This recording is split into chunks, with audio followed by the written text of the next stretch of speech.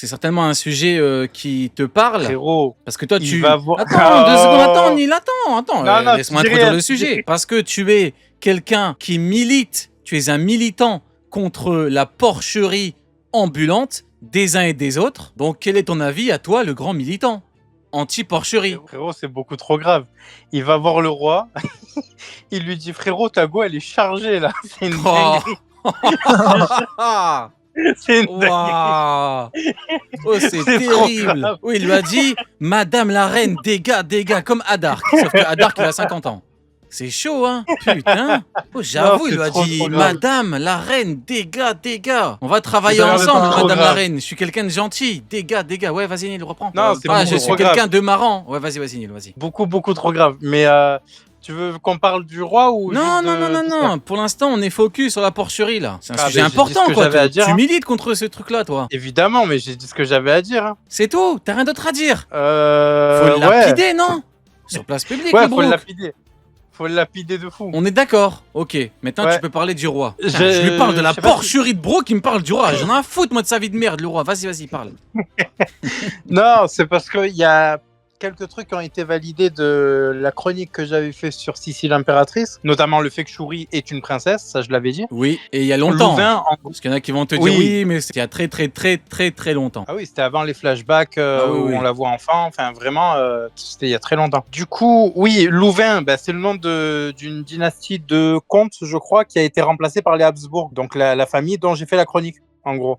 On sait que du coup, comme je disais, Brook est autrichien. Donc là, le pays qu'on a, Esperia, c'est censé être l'Autriche en gros. Et à la base, je crois que c'était une famille belge ou des Pays-Bas, je sais plus, mais qui a été remplacée du coup quand les Habsbourg sont venus au pouvoir. Du coup, j'avais dit un truc sur le roi aussi, c'est que j'avais dit qu'il faisait des choses qui n'étaient pas de l'ordre de la noblesse. Je parlais du père de Sissi qui élevait ses chevaux.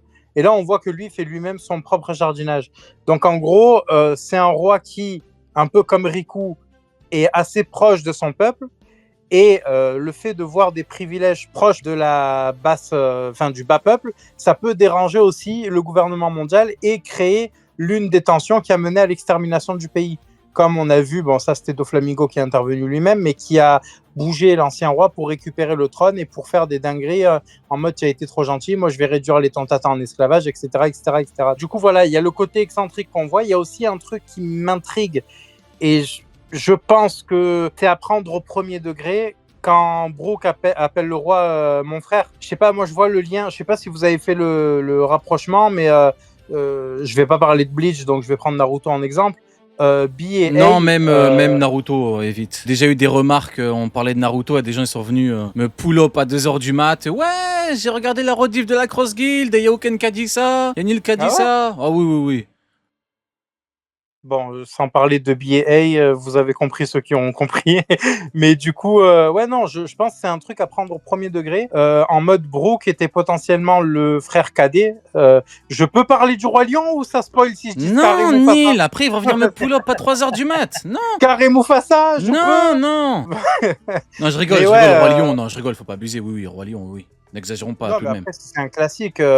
Claudius est le père de Hamlet. Enfin, c'est un classique. En gros, le frère cadet, le frère aîné, c'est le frère aîné qui a le trône, le frère cadet qui a la garde. Ou alors, sur les familles qui ont moins d'importance, comme les comtes par exemple, on donne le cadet ou le benjamin aux ordres. Ensuite, bah écoutez, on a 2 derniers sujets. On a Madame Candel, dégâts, puis on va parler du prochain chapitre.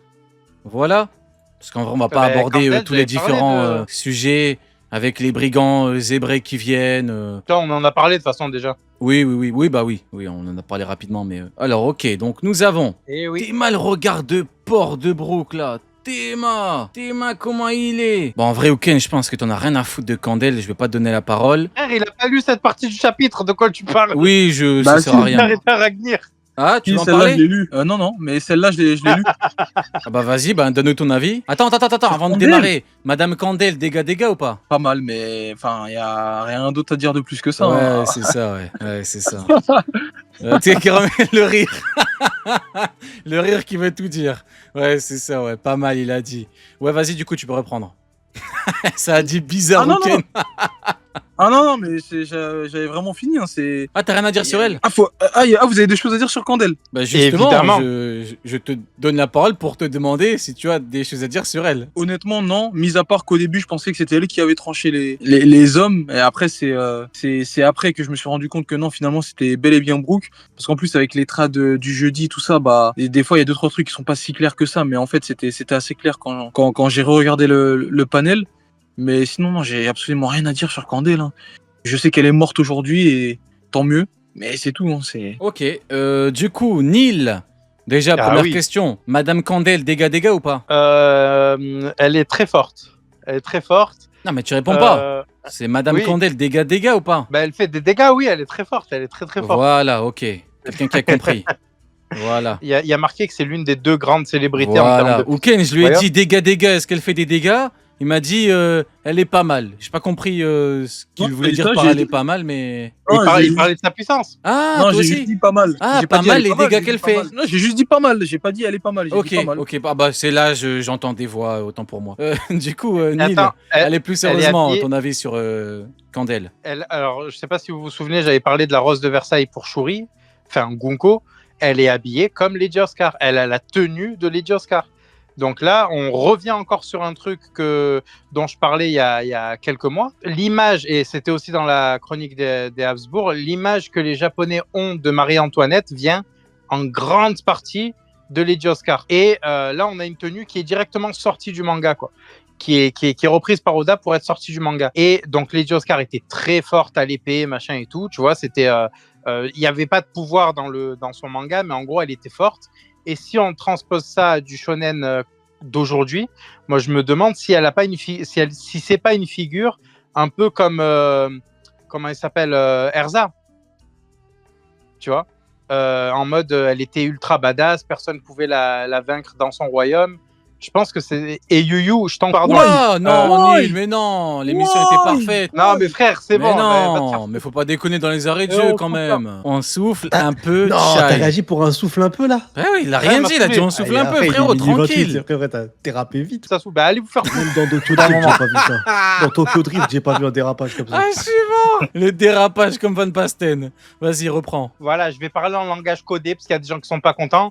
Mais Erza Pandemonium, vous voyez la scène, ben en gros la même chose avec. Tu vois, là, t'es subtil, là, on aime bien. Voilà, j'ai fini. Ok, parfait. Ouken, toi, tout à l'heure, tu disais, tu te demandais ce que Brooke aurait aidé ou sauvé le roi.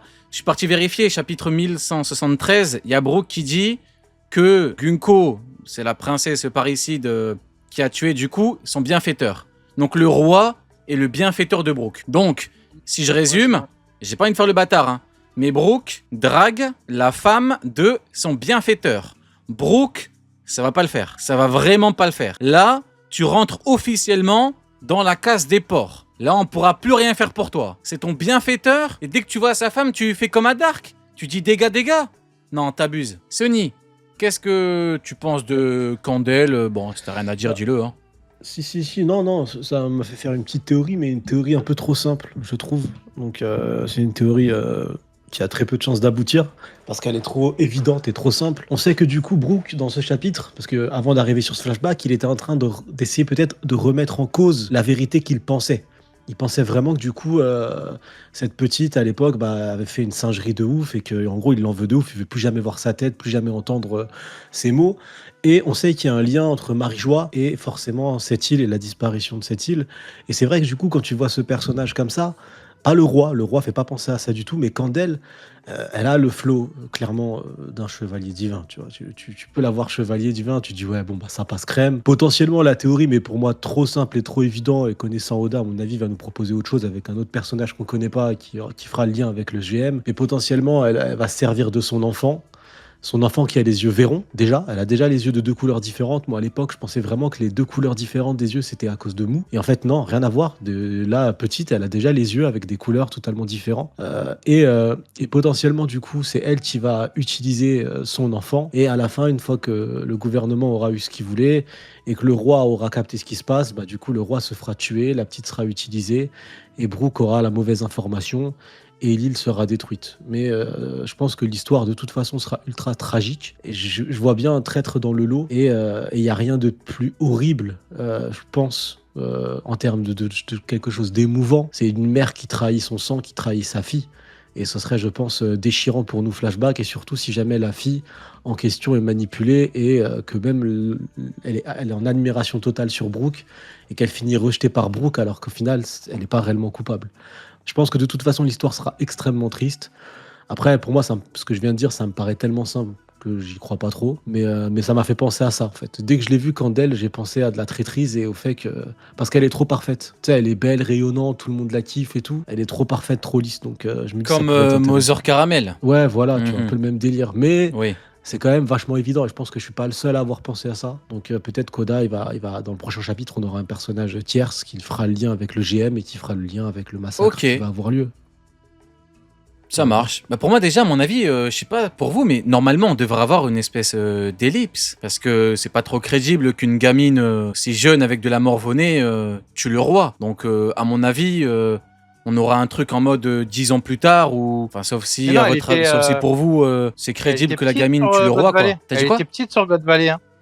Non mais elle était pas Non. enfant. Moi, là c'est une enfant, la Il y a une morve-au-nez, scène, là, la gamine. je pense que tu as raison, frérot, à cause d'une scène. Il y a une scène de flashback, parce qu'il y a eu le flashback où Brooke tenait la main d'une enfant, et il y a une scène où elle est plus grande avec les cheveux longs, et elle crie. Et on la voit courir dans un des flashbacks. Dans un des petites, c'est pas des vrais flashbacks, c'était des cases de rappel quand elle commençait à repenser à Brooke. Et il me semble que la case où on la voit courir, elle est plus grande. C'était dans les chapitres juste avant l'arrivée d'Imu. Ok. Et il me semble, on la voit les cheveux détachés et longs, et elle était plus âgée sur cette case. Alors que du coup, il semblerait que c'était sûrement le jour du carnage. Tant qu'on en parle, ça me paraît évident, vu que Brooke, il a reconnu... Ouais, non, elle était en étant plus grande. Donc ouais, à mon avis, il y aura un truc en mode... Là, on a vraiment que le début de l'histoire. Tout va bien, vu que le narrateur dit en ce temps-là, le pays était en paix. Donc là, tout va bien, puis après... Peut-être même que la daronne va crever de façon la maladie ou quelqu'un va... On verra comment ça Bah, va on sait se que la passer, mais bon, à gamine, mon avis, elle- c'est pas la de gamine ce que nous dit qui va Brooke se faire de passer pour- mémoire, et de ce que nous dit Brooke de mémoire, elle avait une fascination pour Marie-Joie, la gamine. Et là, elle l'a pas. Donc cette fascination, elle va venir d'un personnage. Donc soit de sa mère, soit de quelqu'un. Donc il va y avoir une histoire qui va être contée. Après, je vais pas flop. La dernière fois, j'ai flop sale quand j'avais dit le flashback de Loki. Ouais, non, 2-3 chapitres. Mais Oui, mais après, il y a eu j'ai évité de Xebec. reflop Non, comme ça, non. mais- Non, t'avais mais je me raison. dis, C'est simplement que Xebec a carjacké le flashback. Mais en il Loki a pas pur au braqué le début, il n'y a pas eu 1000 Mais, chapitres, donc Brooke, c'est pas un flop je complet. m'attends pas à ce qu'on reparte sur 15 chapitres, mais bon, sait-on jamais. Non, je crois pas. L'autre, il y avait quand même Roger, il y avait Harald et tout, donc je crois pas. En tout cas, normalement, les flashbacks comme ça, c'est comme Harald, hein. Des espèces d'ellipses, du temps qui passe. Donc ouais, ça me paraît logique que ce soit... Ouais, qu'elle atteigne...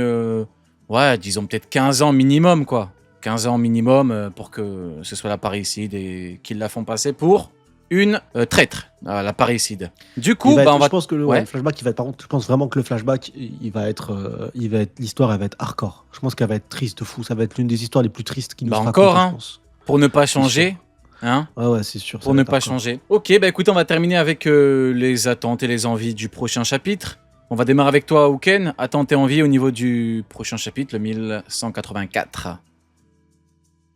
Bah écoute, je vais pas parler de Loki et tout parce que là on va rentrer dans on est rentré dans un flashback.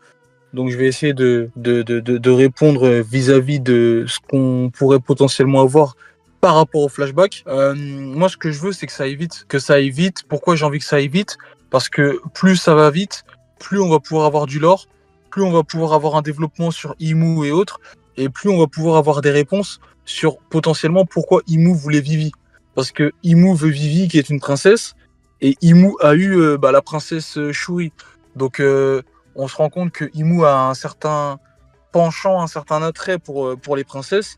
Et j'aimerais bien voir peut-être qu'il y a un secret de sa longévité qui se cache là-dedans ou quoi, je ne sais pas. En tout cas, j'aimerais bien que ça aille vite pour qu'on puisse avoir des réponses et que Oda puisse continuer à développer le lore. Mhm. Et voilà, tout simplement, j'ai vraiment envie d'avoir du lore par rapport à Imu. Ouais, en Après, les gros, Brooks, tu veux que Shuri tue le roi en 2 cases et qu'on revienne à Loki Ragnir contre Imu, quoi. Pas forcément, parce qu'en fait, même si on a du lore sur Imu et tout, on peut avoir la préparation, on peut avoir les dialogues de l'envie d'Imu de récupérer Shuri et tout, des explications sur pourquoi il voudrait Shuri, sur même leurs origines et tout. Ensuite, avoir les événements qui sont liés au fait que Imu voulait la princesse. Ouais, après t'as pas tort pour les princesses. Maintenant, pour le cas de Lily, il y a quand même une big photo en 4K de la princesse. Donc là, on dirait vraiment que Imu était amoureux de Lily.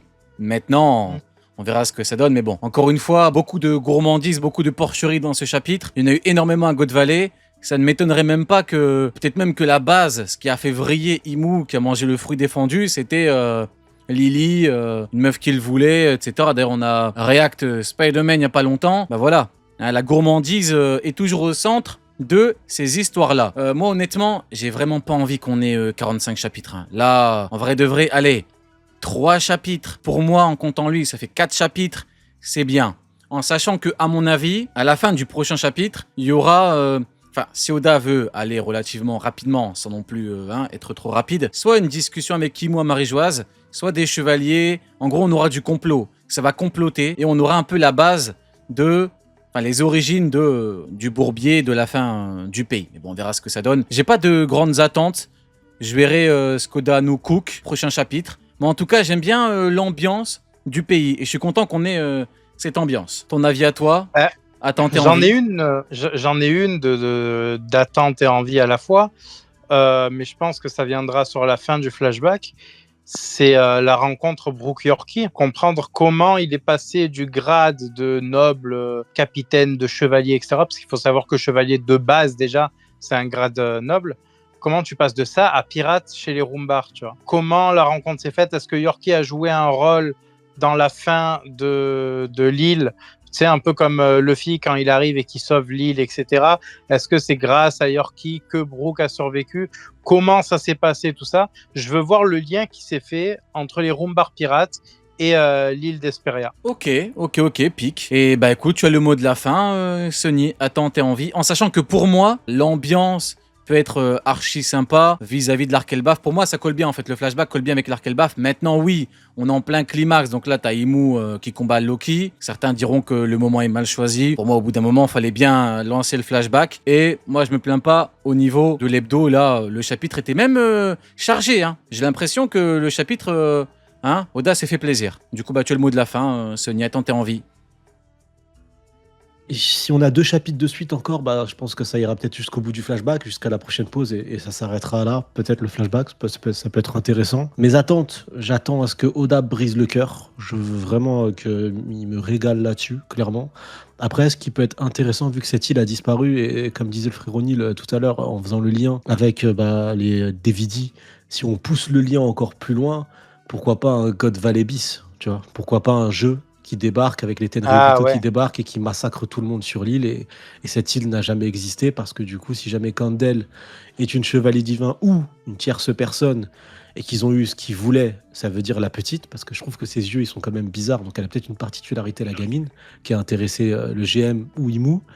Et une fois qu'elle a été récupérée, ils ont utilisé cette île comme terrain de jeu, et que tout le monde a été massacré, parce que Mother Flame à ce moment-là, pour l'instant, n'existe pas, donc pas de destruction pararomantique, mais cette île n'existe peut-être plus parce que elle est rayée de l'histoire. Et cette île-là, du coup, personne n'a plus de news, et parce qu'ils ont tous été massacrés sur un jeu d'horreur. Donc moi, j'ai hâte mes attentes, c'est vraiment ça. Mes attentes, c'est le lien entre le gouvernement mondial et cette île.